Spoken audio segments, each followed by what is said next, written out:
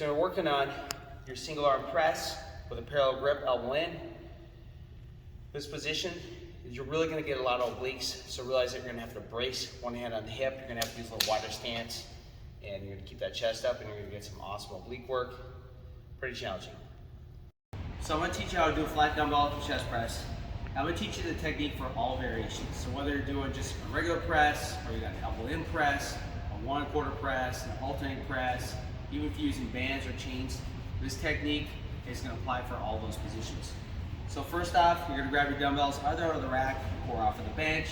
So I'm going to grab these guys. What you want to do is you want to step in front of the bench. You want to put the weights on your thighs near your knee.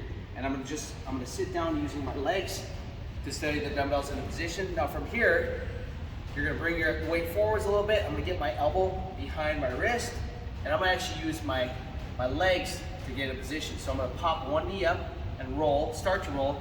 I'll pop the other knee and start to roll. And the reason you want to learn how to do this is going to allow you to handle very heavy weight on your own without a spotter. So I'm going to pop and roll, Then from there, now I'm in position, I'm going to squeeze my shoulders back. I'm going to pinch my elbows, and what I'm going to do is I always have my elbows like right underneath the load, and now I'm going to start from the top.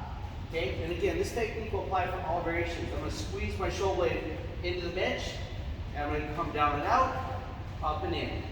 I'm going to come down and out, up and in. Down and out, up and in. So we're going from the top of a triangle down to the bottom of a triangle, top of a triangle, down to the bottom. And what I want to work on is I always want to work on controlling the position of the dumbbell.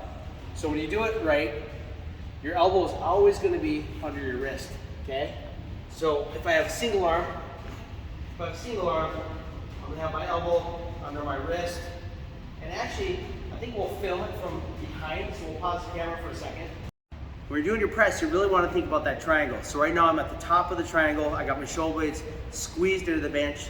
I'm going to come down and out to the bottom of the triangle. And you literally want to bring those dumbbells ideally down towards your chest, touching your chest, up and in, okay? Another variation is you can use this type of grip. It allows you to go much deeper. See how much deeper I can go? Up and in, down and out. This would be a parallel grip, up and in. You can also do a parallel grip with your elbows in towards your side, okay? So you got two different options for the parallel grip.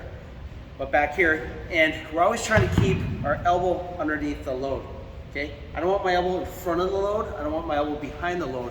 The elbow is always underneath the load, okay? And you also have the one arm position like this. You have the quarter out of the bottom, up and in.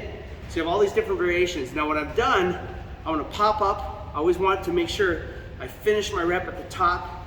You're gonna pop a knee up, and what you're gonna do is you're gonna basically bring the dumbbell to the top of the knee, and you're just gonna roll forwards. So I just push into it a little bit, one more time, come down a little bit, and I just push, and you can roll right up. Another concept that we teach when we teach people how to do dumbbell presses is you really want to kind of have chest up position. So when I'm down here, I'm going to pop up that chest a little bit. And I'm really going to focus on squeezing those shoulder blades together. So I have chest is up. I'm taking those shoulder blades, I'm going to squeeze them back real tight.